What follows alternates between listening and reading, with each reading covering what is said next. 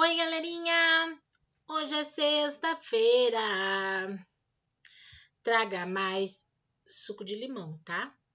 Cerveja não, suco de limão. Suco de limão. Tudo bem com vocês, galerinha? Como é que passaram até aqui? Tudo ok com as correções coletivas? Vamos para nossa última aula dessa semana, correções coletivas. A disciplina de hoje é História. Vamos lá? Vamos ver as páginas. Páginas 16, 18, 19, 20, 21, 23, 25 e 28. Prof, por que você não colocou páginas 16 a 28? Pelo simples fato de que nós não vamos fazer na sequência. Então, eu só posso colocar de tal a tal se eu fosse fazer na sequência. Como nós pulamos a sequência porque tem páginas de leitura e não de exercícios no meio dessas páginas, então a gente tem que especificar as páginas, por isso, tá bom? Então vamos começar lá. Página 16. Antes, o nosso estudo foi sobre a difusão da escrita, que nós trabalhamos aqui a prensa, né? Então, na página 15 aqui, mostra o processo feito na prensa. Tá bom? Então, a prof até deixou o desenho, a imagem ali da prensa. Então, lá na página 16, nós começamos as atividades. A respeito da difusão da escrita, marque V para verdadeiro e F para falso. Há centenas de anos... Pega o marca-texto, prof. Há centenas de anos, os livros eram copiados manualmente, o que encarecia a produção dessas obras. Sim, verdadeiro. A prensa móvel de Gutenberg teve pouco impacto na história da escrita, pois era equipamento difícil de ser manuseado. Falso, né? Foi um divisor de águas aí na história da escrita. A divulgação de informações por meio de livros impressos é feita até hoje. Contudo, o acesso às informações também pode ocorrer em meios digitais. Verdadeiro, né? Nós temos impressões de livros feitas até hoje, porém agora a gente também pode ter acesso a esses livros ou a essas informações de forma digital. Os jornais, livros e revistas são fontes de informação e conhecimento que só podem ser lidos de forma impressa. Falso, foi o que a professora acabou de falar. Nós temos revistas digitais, jornais digitais, tá? Próxima.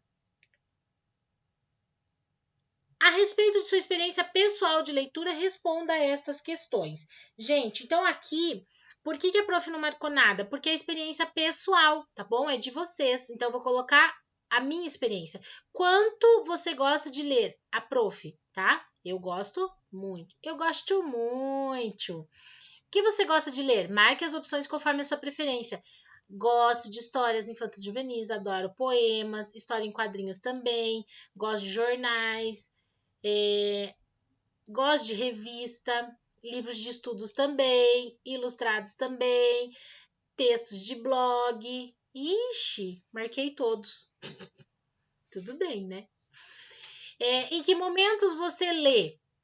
Eu leio nos momentos em que eu preciso estudar, então eu tenho um horário pré-definido para estudo. Eu leio em momentos de lazer, de relax, que eu não estou fazendo nada, então eu intercalo, porque eu gosto muito de assistir filmes, séries, então eu intercalo com a leitura, tá? Viagens, eu gosto muito de ler em viagens. Você já leu um livro digital? Conte como foi essa experiência. Sim, eu já havia lido livros digitais, agora tenho lido mais, né? Por conta dessa pandemia, então o acesso digital está muito mais fácil e é legal. Porém, eu ainda prefiro cheirinho do livro, né? Manusear as páginas. Eu acho que causa mais empatia entre o leitor e a obra, né? Ou seja, o livro. Mas também é uma opção aí, tá bom? Então, contei para vocês a minha experiência pessoal, tá? E vocês registraram a de vocês. Próximo, página 18, tá? Porque na 17 nós temos o textinho sobre a história que a arte conta. Lá na página 18, por meio da leitura de livros literários, por exemplo, podemos conhecer um pouco sobre como algumas pessoas viviam em determinada época. Então, a gente leu o trecho da obra de Esaú e Jacó, de Machado de Assis, publicada em 1904, foi a primeira vez. Então, de acordo com a leitura do trecho, responda as questões.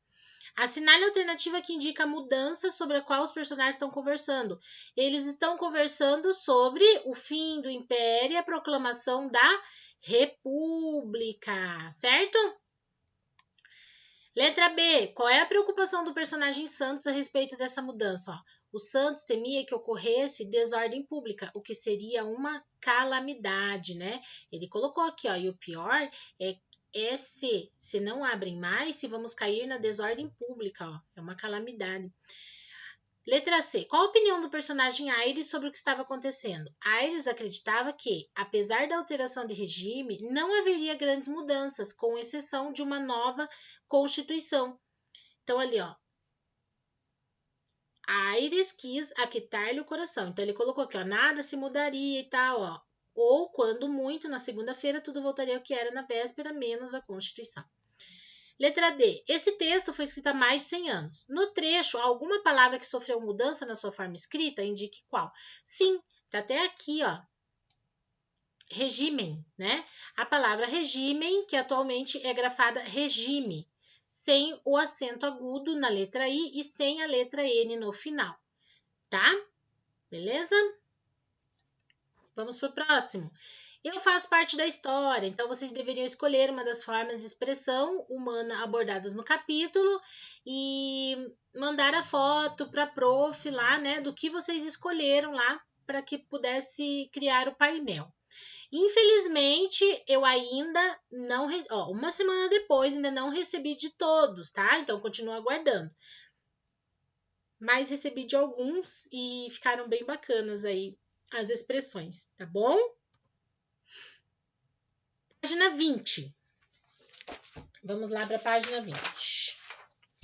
Nós já entramos aí na nossa última videoaula, que foi diferentes culturas, diferentes histórias. Então, a prof leu com vocês o mito ali da aranha sábia, a Nancy. Com base no texto e seus conhecimentos, responda as questões. O que explica a história de Nancy? Ó, esse mito explica a origem das histórias no mundo. Tá bom? Número 2. Como você imagina que a Nancy compartilhou com o mundo as histórias que trouxe do céu? As histórias eram transmitidas oralmente. Número 3. De que formas você compartilha suas histórias?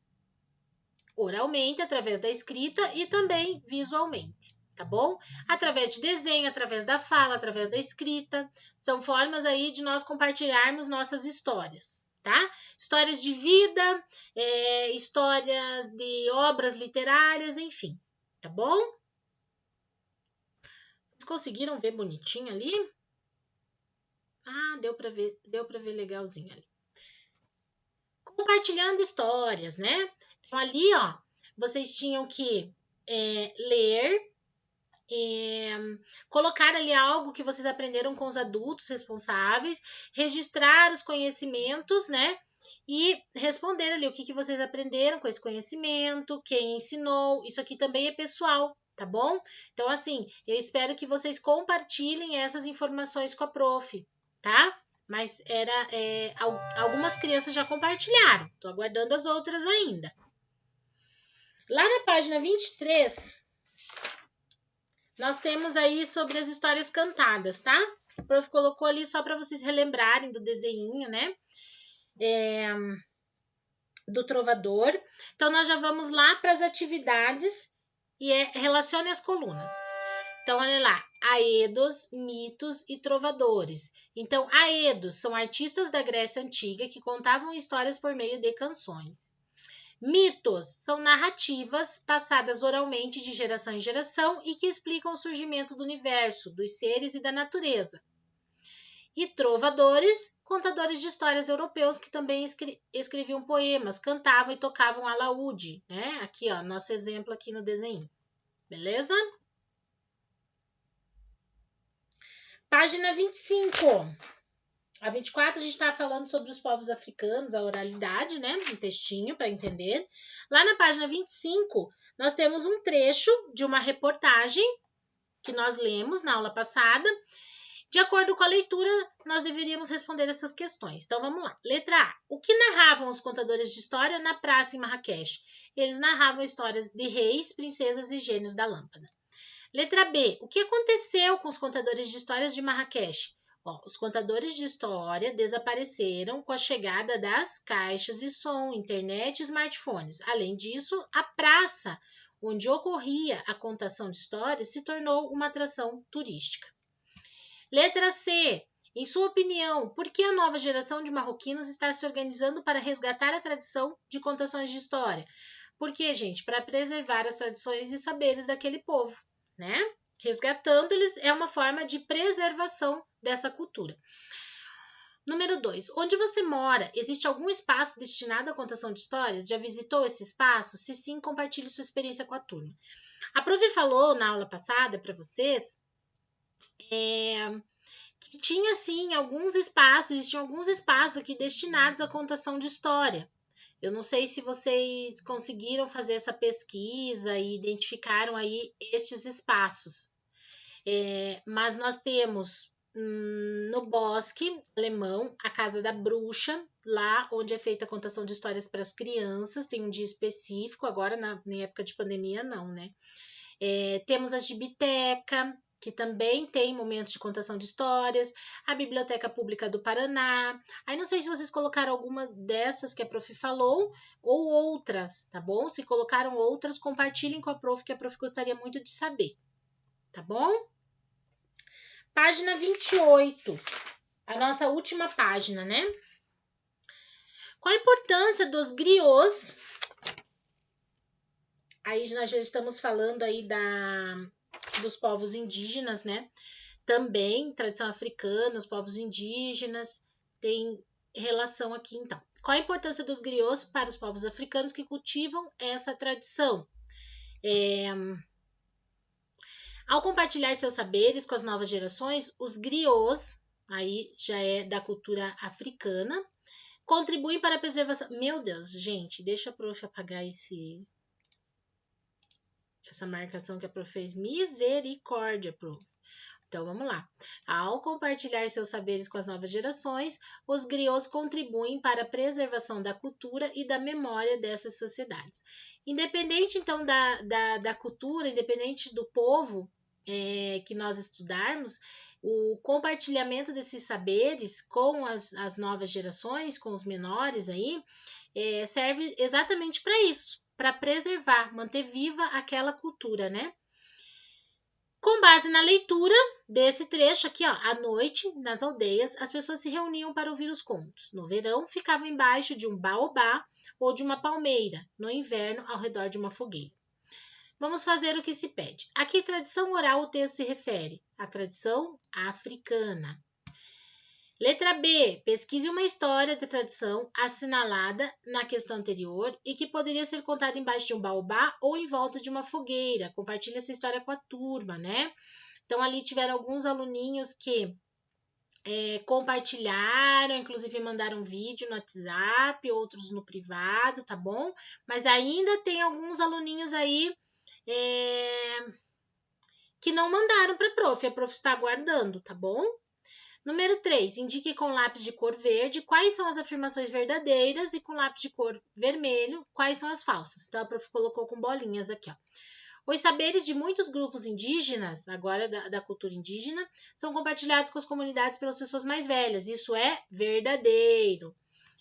Os mitos são narrativas que explicam apenas o surgimento do universo. Não, né? Eles utilizavam essas narrativas para explicar muitas outras coisas. Então, é falso. Os mitos não são importantes para as culturas indígenas, pois não são histórias verdadeiras. Pelo contrário, os mitos são muito importantes para a cultura indígena, né? E ali eles conseguem passar muitos ensinamentos para o seu povo. Então, é falso. Na cultura Kayapó, existe a crença de que os ancestrais desse povo viviam próximos às estrelas antes de povoarem a Terra. Verdadeiro. É uma crença aí da cultura Kayapó. Beleza, gente? Então, por hoje nós finalizamos. Correções coletivas, todas ok, certo? Tudo certinho. A semana que vem nós continuaremos aí com as aulas no nosso livro didático, tá bom? Ó, a prof aí cheia de saudade de vocês. Tudo certinho? Coraçãozinho para vocês. Finalizamos essa semana aí de correções coletivas. Gente, deixa a prof voltar aqui. Eu espero de coração que não tenha restado dúvidas, tá? Para vocês em relação ao que nós vimos até aqui, e essa semana de correção coletiva. Mas, se por acaso ficou alguma dúvida, e o que eu vejo às vezes é que, ai, prof, eu tenho vergonha de perguntar isso no grupo, a prof já falou isso para vocês, perguntem no privado, vão no particular da prof e perguntem. Nenhuma pergunta é boba, nenhuma pergunta é tola, porque às vezes a mesma dúvida que você tem, o coleguinha também tem, tá bom? O importante é que ninguém fique com dúvida, tá? A prof está fazendo as aulas de forma mais devagar, então nós estamos pegando cada assunto, trabalhando bem detalhadamente aquele tema, aquele conteúdo, para que não reste dúvida, para que vocês consigam entender cada conteúdo proposto, tá bom? Talvez um pouquinho diferente a dinâmica do que nós faríamos em sala de aula, mas eu acho que tá bacana. Vamos continuar assim com calma, devagar e sempre, tá bom? Não vamos fazer comparação com as outras turmas, porque cada turma tem o seu conteúdo, então o conteúdo do quinto ano é diferente do conteúdo das outras turmas, principalmente aí as crianças que têm irmãozinhos aí em outras séries ali na nossa escola. Ai, prof, meu irmão já terminou, nós não terminamos. Calma, fiquem calmos, muita calma nessa hora, tá bom? O ideal é que a gente vá assim mesmo, devagarinho, devagar e sempre. Trabalho de formiguinha, para que isso fique aqui, ó, na cabecinha de vocês, para que vocês aprendam realmente, tá bom? E, como a prof falou, um conteúdo difere do outro, tá? Então, por essa semana terminamos nossas correções coletivas. Ó, um beijo, bom final de semana para vocês. Curtam papai, curtam mamãe, vovô, vovó, titio, titia, cachorrinho, gatinho, periquito, papagaio, como fala a Prof. Val lá, né? Também para vocês. Aproveitem bem aí com a família. E segunda-feira nós retomamos então com o livro, tá bom? Ó, segunda-feira é fogo no parquinho, tá? Beijo. Fiquem com Deus e até segunda. Tchau!